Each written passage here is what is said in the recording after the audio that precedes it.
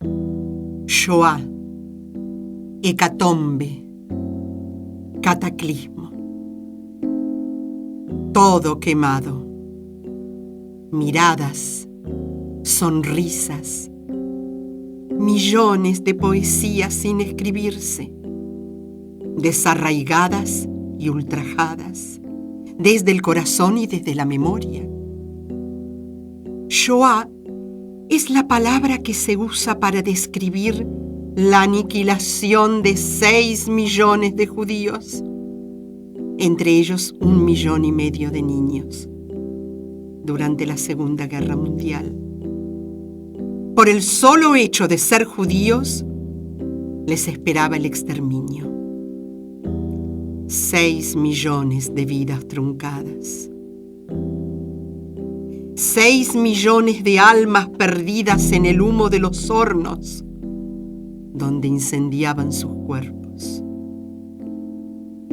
Todo quemado.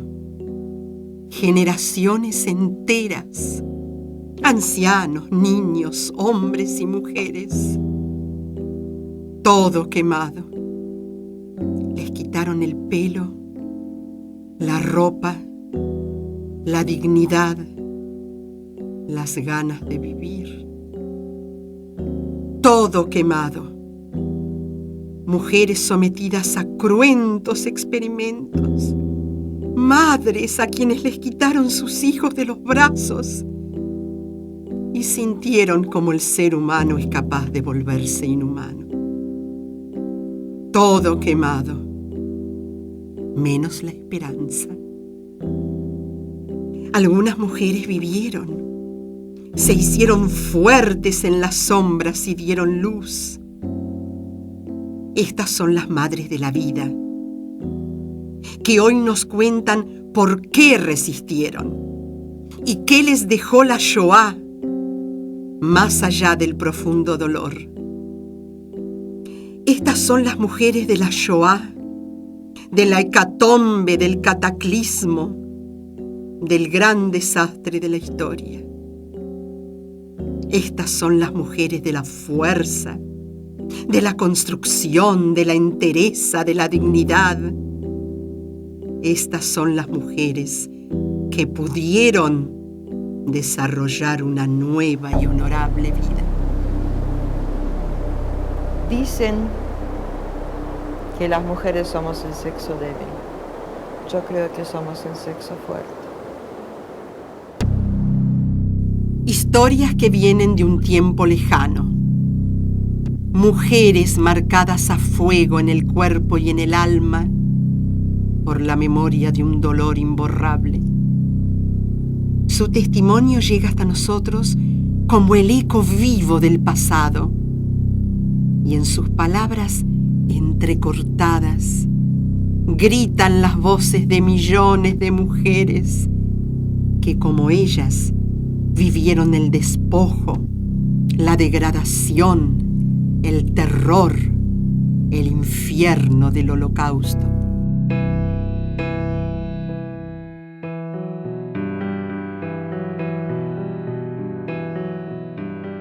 Cuando entró el ejército nazi a mi ciudad, a los pocos días empezaron a salir decretos, primeramente que no podíamos más ir al colegio, mis padres no podían más trabajar en su profesión, quedábamos recluidos en nuestros hogares, no teníamos derecho de caminar por la vereda, sino por la calzada, con la estrella amarilla de David en pecho y espalda. La comida se racionalizó muchísimo, empezó el hambre, toque de queda hasta las 4 de la tarde. Y aparte unas cosas tan denigrantes como carteles sobre plazas, sobre parques de diversión, cine, teatro, confiterías, que prohibida la entrada a perros y judíos. Y eso era muy doloroso y muy denigrante. Cuando llegaron los nazis, entraron a la casa y nos dejaron salir. Tienen que salir. Era una plaza grande en Bierzbnik Entonces todos tienen que ir primero esperar afuera, después ir a la plaza todos juntos. Me impresionó mucho, yo estaba abajo, vivíamos en el segundo piso, estaba abajo sentada y los caballos tenían unas patas tan grandes, nunca vi unas patas tan grandes de caballos que entraron. Caminaban y me sorprendí, me agarró como un miedo, no sentí, no sabía qué es, pero un miedo. Quien tenía libreta para trabajar, por acá, y quien no tenía libreta, para allá, por otro lado. Bueno, yo tenía libreta, mi hermano tenía libreta, entonces estuvimos separados, los hombres aparte, las mujeres aparte, sí. Teníamos mucho miedo del ejército nazi por los discursos de Hitler, que era un gran orador y gritaba y no había televisión, pero había radios. Y ya en 1938 y eso había altoparlante en las calles que difusaba el gran discurso de él, que iba a conquistar todo el mundo, va a ser una era para 1000 años bajo el gobierno alemán, y teníamos miedo. Cuando empezaron a bombardear Varsovia, y yo me acuerdo que estaba con mi papá y yo le gritaba en polaco: papá, son nasze, quiere decir son nuestros que están haciendo maniobras. Y después se vio que una casa cae, otra casa bombardean. Entonces nos dimos cuenta que no es nada de nasze, de nuestros. Esta fue una invasión justamente de los alemanes. Como la guerra no va a tardar mucho, 2 meses a lo sumo, los aliados no van a permitir. Entonces me quedé.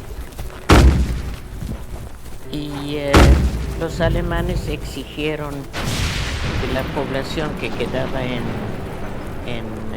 Katowice, exigían primero entrega de oro, después plata, después pieles, después bronce, que sacábamos las manijas de las puertas. Y cuando ya no había nada para exigir, nos expulsaron. De día fue bombardeo y las bombas de fuego, que eran las chispas que tenían esta azufre. Entonces cuando tiraban una bomba de esto azufre, entonces estallaba por todos lados y prendía fuego en todos lados. Y de noche eran una cosa tremenda porque artillería. Entonces así, de noche tuviste que esconderse abajo, porque la artillería pegaba a todas las casas, todos arriba. Y de día uno subía arriba, si caía la bomba, para no estar enterrado abajo de las casas.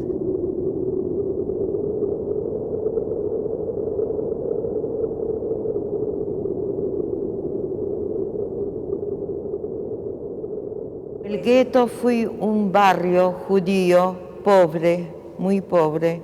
Ahí vivían los judíos que eran zapateros, algunos sastres, todos, la gente muy humilde. Y el gueto eran unas pocas manzanas que fueron amuralladas y arriba estaban para que no poder pasar el alambrado de púa. Hoy les damos 100 cuadras. Tienen que salir de su casa con una mochila en la espalda y tienen que irse en otro lugar. Y ahí empieza la desgracia, que no podés agarrar nada, porque yo me agarré mi mochila, me agarré mis juguetes, agarré mi muñeca, mis cosas. Nos daban un lugar muy chico para ocupar, ya no tenemos la casa con los dormitorios. Por ejemplo, en un departamento de 3 ambientes nos metíamos 6, 7 familias, porque no había lugar. era un hacinamiento. Dormíamos en el piso y no siempre nos podíamos acostar. A veces teníamos que dormir sentados porque no había lugar. Se aproximaba el invierno, no nos podíamos bañar, no había agua. Lo primero que se sentía mucho era el hambre. Ahora, mi hermano, que no tenía era rubio, con ojos claros, entonces tenía un poco apariencia, digamos, aria. Él iba al lado alemán, compraba cosas, fue al lado polaco, vendía las cosas, compraba víveres. De eso vivíamos, pero si se puede decir vivíamos. Teníamos más posibilidades de luchar porque el hombre se le bajaba el pantalón en la circuncisión, sos judío. Pero las mujeres podíamos disimular más, podíamos entrar más alimentos al gueto, podíamos proteger mejor a nuestros hijos. Y hacían contrabando. Les costaba, podía costarle la cabeza. Si lo agarraban ahí, entonces venían al gueto y lo canjeaban. Se canjeaba por oro, por brillantes, con pieles, y decían, ¿qué tenés para cambiar? ¿Qué tienes? Entonces ahí se canjeaba. Al principio fue esta la manera. Después que los nazis agarraron, hicieron muros, no tengo idea, muros posiblemente de 1 metro y 2 metros de alto, y lo terminaban con vidrio. Las mujeres éramos muy solidarias y cuando conseguíamos la comida, por supuesto, la compartíamos con nuestra familia, pero siempre había alguien a quien había que ayudar y a quien había que darle algún pedazo de algún alimento. Empezaron las razias, entraban los jeeps con los alemanes buscando niños para llevarlos, buscando a los abuelos. Cada departamento o cada edificio de departamentos tenía como una especie de búnker, que es como un escondite, que se disimulaba en una habitación. Se sacaba la puerta a la habitación, se la cerraba dejando solamente un pequeño orificio abajo, casi al ras del piso, y se ponía un ropero para que lo tape. En este búnker donde estuvimos escondidos, había un chico que lloraba cada rato. Y entonces la gente dijo que la señora salga con el chico porque nos van a matar a todos. Y ella subió, dijo que va a subir con el chico. Dejó el chico en la casa y se vino sola. Y ya no se podía hacer nada porque ya se escuchaba los pasos y los alemanes caminar. El chico lo mataron contra la pared, les daba lástima gastar una bala. Ahí fue que empezó a organizarse los maestros para proteger a los niños, para formar como un jardín de o una escuela primaria, siempre en secreto, siempre clandestinamente, preocuparse por esos chiquitos, porque los niños quedaban completamente desamparados, esconderlos cuando venían las razias. Y estos chiquitos iban en la calle pidiendo limosna, pidiendo con la foto de mamá, de papá. Miren qué lindo, yo tuve mamá, mi papá. Y ya están muertos ahora. Nosotros tenemos nuestra cucharita, tenemos nuestra ollita, no pedimos nada, dennos un poquito de comida, nos morimos y así todo el día en el gueto. Y cada día eran más muertos, porque daban menos ración para la comida. Un buen día dijeron que hay liquidación del gueto y tuvimos que bajar todos y llevar lo mínimo necesario porque tampoco podíamos llevar muchas cosas. Se formaban columnas de A5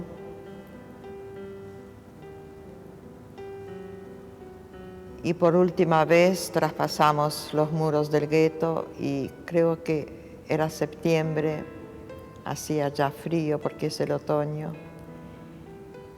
Y pienso que hasta el cielo lloró porque éramos una humanidad convertida en nada. Vidas arrancadas de sus propios hogares, familias destruidas, humillación, odio, dolor, y la muerte transformada en una lacerante compañera cotidiana. Las mujeres judías supieron entonces que ya nada podía ser igual. Pero ante el infierno que se presentaba delante de sus ojos, se hicieron fuertes y se convirtieron en el sostén y la contención de los suyos.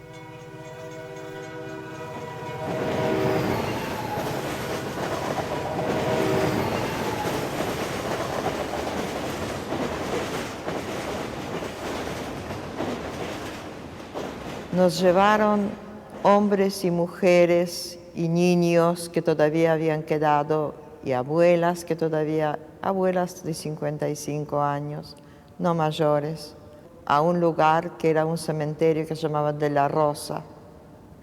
Ahí se hizo la selección, las personas que eran aptas para el trabajo, los pequeños, los niños pequeños y los abuelos. Yo ahí perdí a toda mi familia. Ahí únicamente nos salvamos mi hermana y yo. Sacaban 5.000, 8.000, cuanto podían sacaban y lo llevaban a Umschlagplatz. Umschlagplatz era donde eran los transportes de los trenes. Ahí lo metían los trenes sin agua, sin comida. Los vagones eran de animales, así que todo cerrado, y donde cabía, por ejemplo, 40 caballos o 40 vacas, ponían 200, 300 personas. 100 personas, 200 personas, uno encima de otro, uno orinaba arriba del otro. Los trenes iban y venían, en el mismo lugar, iban y venían. Porque no había puerta ni ventana, había solamente una rejillita chiquitita, así, grande como eso, más o menos para poder respirar. Y los vagones se fueron. ¿Dónde se fueron? Después se sabía dónde se fueron. Para quemarlos, para matarlos a Auschwitz, Birkenau, Auschwitz. Había una maestra que tenía a los niños más pequeños, que era como el jardín de infantes, que ella se ocupaba de los pequeños. Y también con la liquidación del gueto, la maestra reunió todos esos pequeños, que no eran muchos, 20 o 25 pequeños, de 4, 5, 10 años. Y cuando se acercó a los trenes que llegaban a los campos del exterminio, no llevaban nada en la mano los chicos, ni ella. Ella solamente llevaba una canasta. Cuando al subir al tren del ganado, porque allí fueron llevados, el nazi le preguntó, ¿qué llevas en esta canasta? Y ella dijo, estos son bombones para mis chiquitos, para endulzarles un poquito el viaje. Cuando subieron, arrancó el tren y llegó la noche, la maestra le dio un bombón a cada niño, un bombón para ella, no despertaron jamás. La maestra quiso ahorrarles el sufrimiento de las cámaras de gas y era un veneno que tomó la maestra y sus chiquitos.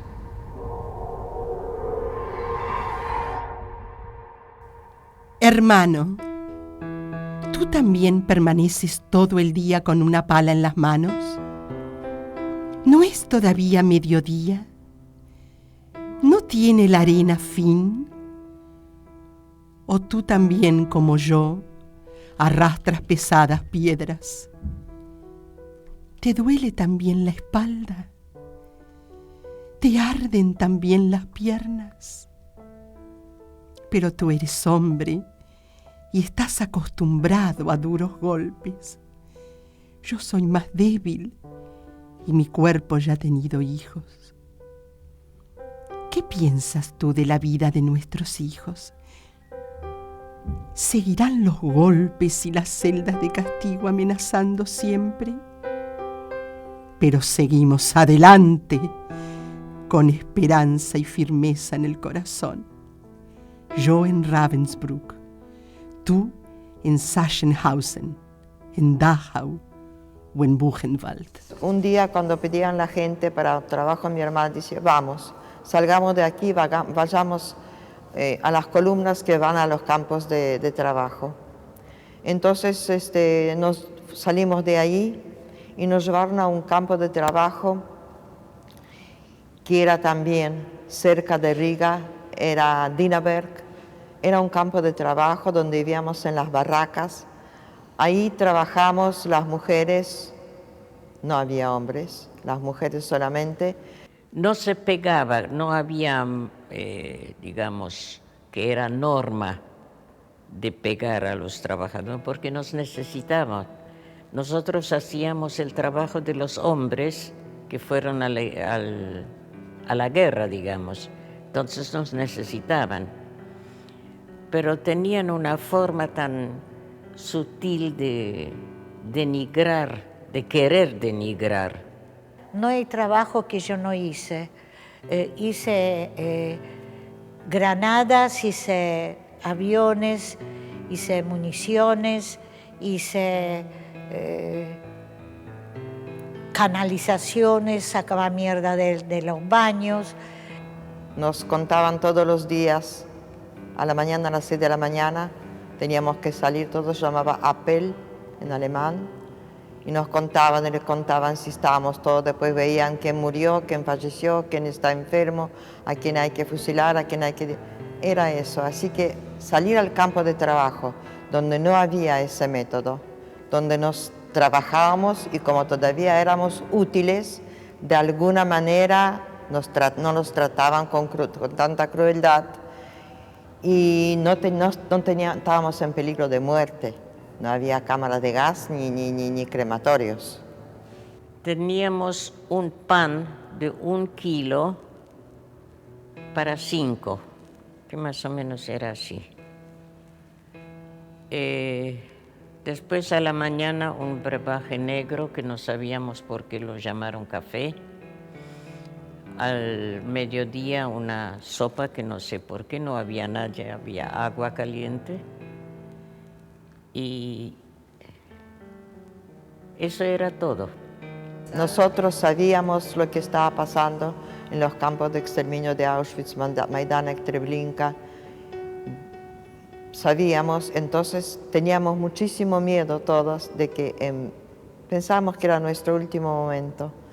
Y cuando entramos a las duchas y empezó a salir agua, el agua helada, nos abrazamos todos y nos lloramos de alegría tal vez, o de alivio, pero pensábamos todavía no nos llegó el momento. De ahí salimos y nos tiraban las ropas rayadas y nos llevaban a las barracas donde había 3 pisos de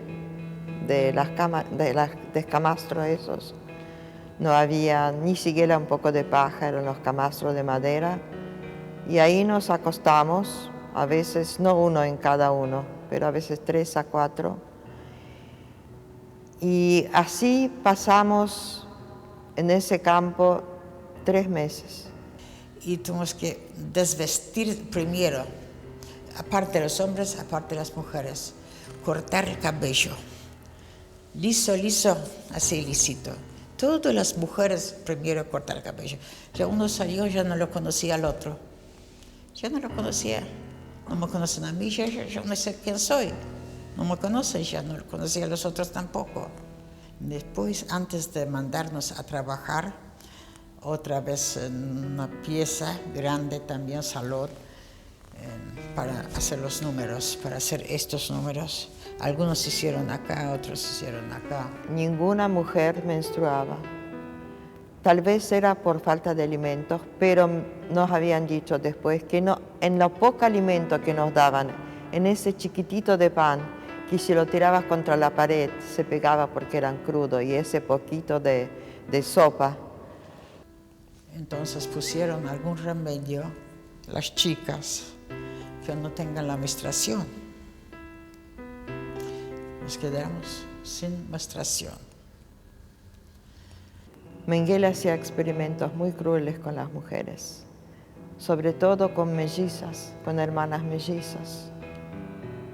Se les inyectaba distintas enfermedades, se los castraba, se hacía crueldades con muchísimas personas, tanto mujeres como hombres también, tanto mujeres como hombres. Nosotros sabíamos, no solamente yo, sabíamos el nombre del lugar donde estábamos, pero dónde queda esto en el mapa, no teníamos idea. Contaron cuántas personas son para llevar al horno, porque tenía una suma 500 personas, 300 personas. Entonces, pasa un Sesman y me mira a mí y me dice, vos todavía puedes trabajar, salí. Me echó de los 5 que estuvimos parados, que vos todavía puedes trabajar. Era jovencita. Eran personas grandes, hombres, ya enseguida aparte la llevaron para el horno ya para matar. Yo dije, no quiero más, que me lleven también. Abrí las ventanas en invierno y me puse desnuda para agarrarme una pulmonía. Ni siquiera tos, ni siquiera catarro tuve, así que no servía. Y ahí dije, quiero sobrevivir porque quiero buscar a mi padre. Y digo, tenía 2 deseos. Un deseo era tener delante mío un pan y cortarlo seco, cortarlo hasta reventar, sin pensar que mañana no tengo, y encontrar a mi padre. El pan lo tuve, pero a mi padre no encontré más. Y el Dios ve todo esto y no puede hacer nada. ¿Dónde está el Dios? Nos cortaron a ras el pelo, nos sacaron nuestras pertenencias, nos marcaron los brazos, nos pusieron la ropa de rayas, pusieron lo amarillo y encima pusieron una raya roja en la espalda.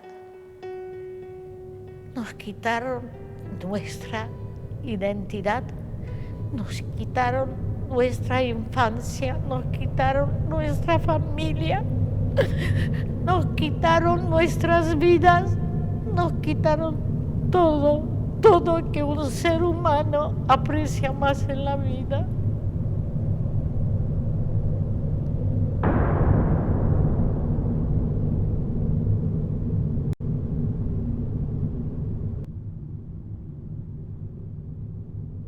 Frente a ese mundo de horror y muerte, surgieron rebeliones individuales y grupales. Estudiaban, enseñaban, rezaban, cuidaban de los suyos. Sobrevivir era resistir contra tanta crueldad. Asimismo, muchas mujeres participaron en la resistencia clandestina con gran valentía y arriesgaron sus propias vidas para salvarla de tantos otros.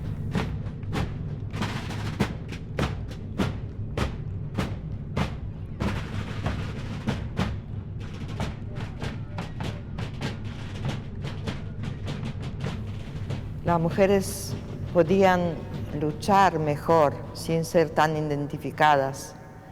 En los bosques, en la resistencia, las mujeres podían ir a los pueblos a pedir un poco de comida, no ser tan reconocidas como judías. El rol de la mujer era muy importante y muy fuerte. Creo que las mujeres eran muy valientes durante la ocupación. Nosotros no fuimos como ovejas a la muerte, porque en Auschwitz Yo trabajé en la Unión, donde se trabaja granadas, y ahí trabajaron 4 chicas en un ambiente donde se hacía municiones. Y ellos hicieron doble fondo, y ahí ponían municiones adentro. Y después estas cacerolas iban de los hombres. Y en un día agarraron una de las chicas, y ella delató a estas 3 chicas más. Y un día llevaron una horca y pusieron la horca y lo ahorcaron las 4 chicas. Esto fue en Auschwitz ya, y nosotros estuvimos ahí. Fue algo increíble, tremendo. Pero una semana después reventaron 2 crematorios. En Lyon, por ejemplo, ya había la resistencia muy organizada, me contó después mi amiga, y ya perseguían y mataban y hacían de todo. Ahí en ese pueblo no sabíamos gran cosa, pero ya había órdenes que vinieron que había que dispersar a todo el mundo porque era ya peligroso.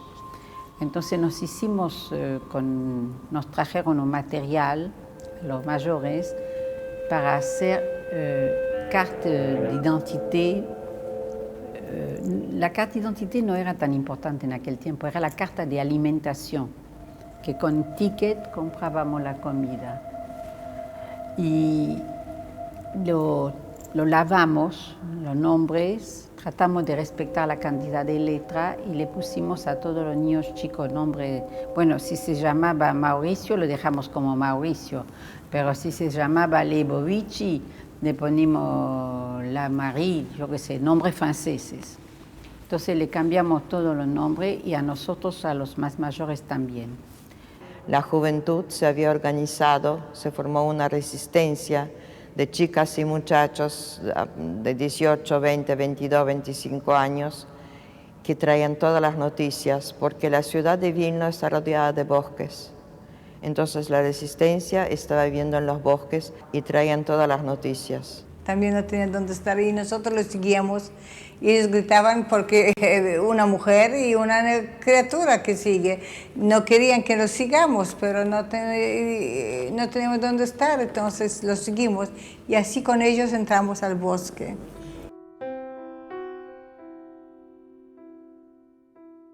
En el bosque de Skarzisko, el eco soporta mi canción atormentada y los árboles oscilan a su ritmo cantando conmigo.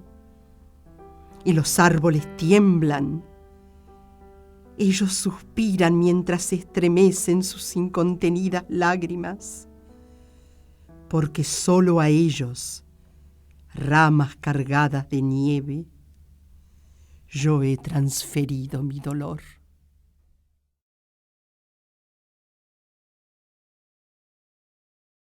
Éramos 70 personas. Mi madre traía el agua allá. Llegó el invierno, yo estaba descalza, porque cuando escapábamos del gueto, perdí mi zapatito. Mi madre tenía unos trapos y se puso los pies los trapos. Mi madre traía el agua.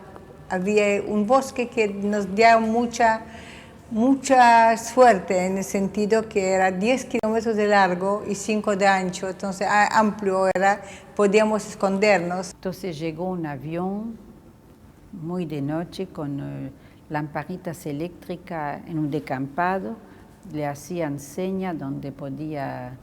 No bajó el avión, tiró por paracaídas mensajes, armas, plata para distribuir. Bueno, yo lo único que tenía que hacer esa noche era rápido juntar el paracaídas y hacer desaparecer la cosa lo más rápido posible. Ahí fue que entré en la resistencia realmente.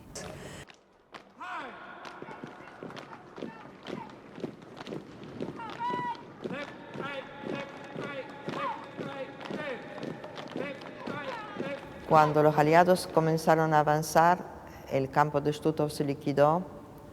Esto era a mediados de enero, con muchísimo frío, porque en el norte de Europa, cerca de Riga, de Latvia, Hay bajo cero, 30 grados, bajo cero, y la nieve es tremendo en enero. El invierno es muy cruel.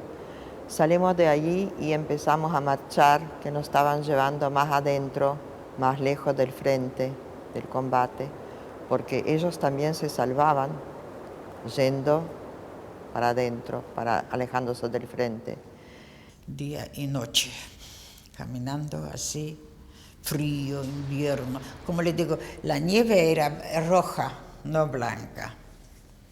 Ya no se podía hacer nada porque ya nadie no tenía fuerza para nada. Ya estamos para que nos maten, esto es peor, luchar así es peor. Entonces la gente se murieron, sí. ¿Quién todavía podía caminar? Vos, llévala sobre los dos pies, correr la muerte. Ir a pozos, pones la gente en los pozos. A mí me llevaron, otros lo que todavía vivían, pero ya no se podía, ya no había fuerza. Ya que no podía caminar, se quedó. Y cuando se quedó, esa semana atrás, ya lo mató. Salimos de ahí a mediados de enero, y tan llamada Marcha de la Muerte, la llamamos así. Salimos, yo no puedo precisar, pero yo creo que éramos 3.000 personas seguro. Formábamos una inmensa caravana de personas que salíamos,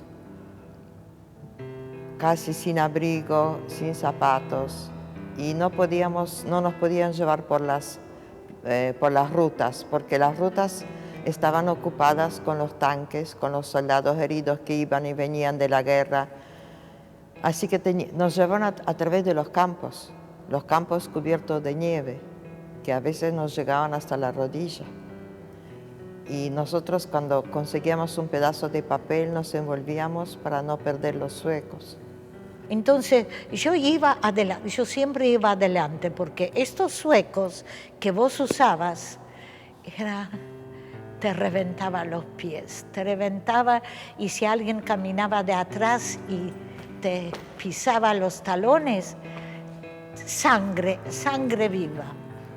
Caminábamos todo el día así, en las grandes columnas, y de los dos lados venían los alemanes, los nazis con los perros.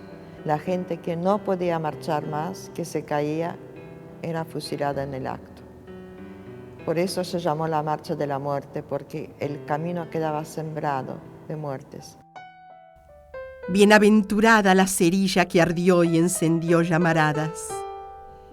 Bienaventurada la llamarada que ardió en lo recóndito de los corazones. Bienaventurados los corazones que dejaron de latir con honor.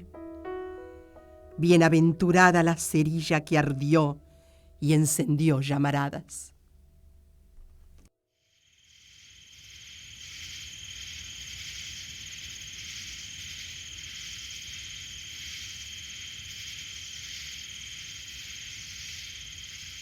Y éramos tan cansadas y teníamos tan bajo peso que caminábamos durmiendo. Las dos chicas que iban en el medio dormían y las otras tres íbamos debajo del brazo, estaban despiertas. Después nos cambiábamos para que otras puedan dormir caminando.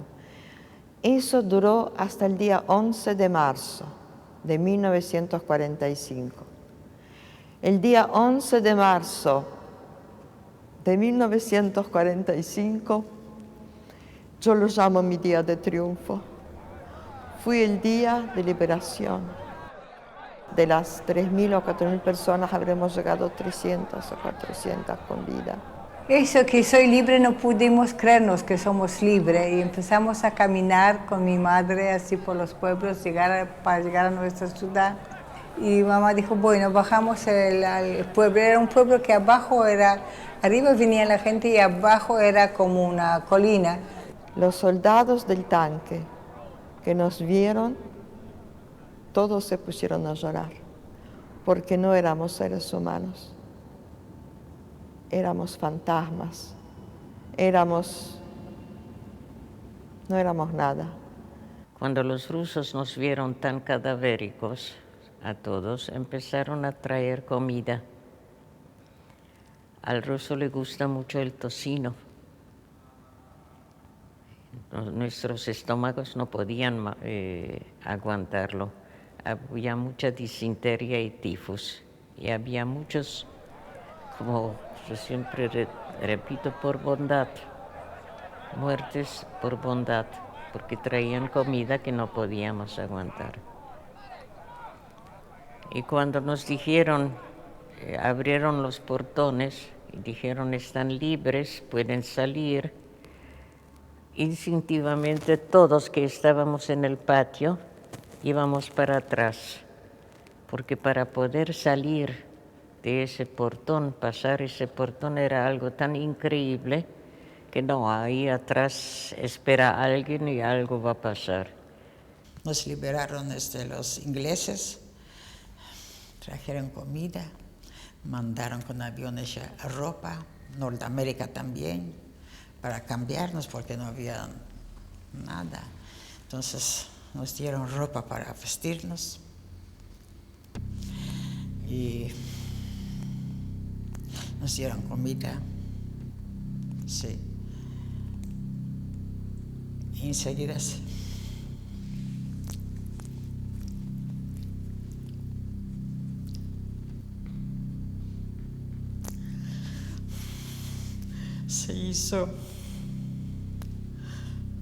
se buscaba familia, gente.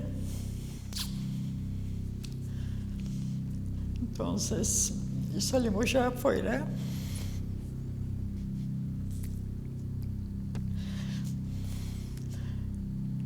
Que anotaron los nombres, hicieron los diarios, quien tiene familia que nos busque.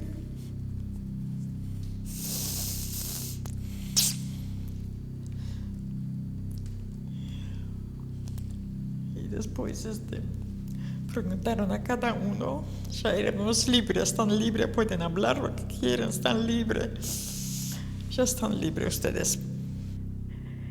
Esto fue también otra guerra, donde vamos, nadie nos quiso recibir, no teníamos familia, no teníamos a nadie. ¿Y dónde vamos a ir? Ya no nos interesaba ya la vida, no tenemos nada, no somos nada y ya está, yo sé lo que es la vida, yo aprendí lo que es la vida. Ellas vivieron. Todavía sienten el olor del pasado. El frío alambre de púas les vuelve a recorrer la piel cada vez que recuerdan los rostros y cuerpos marchando hacia la muerte. Hoy nos muestran aquel mundo a través de sus ojos llenos de horror, ojos llenos de vida.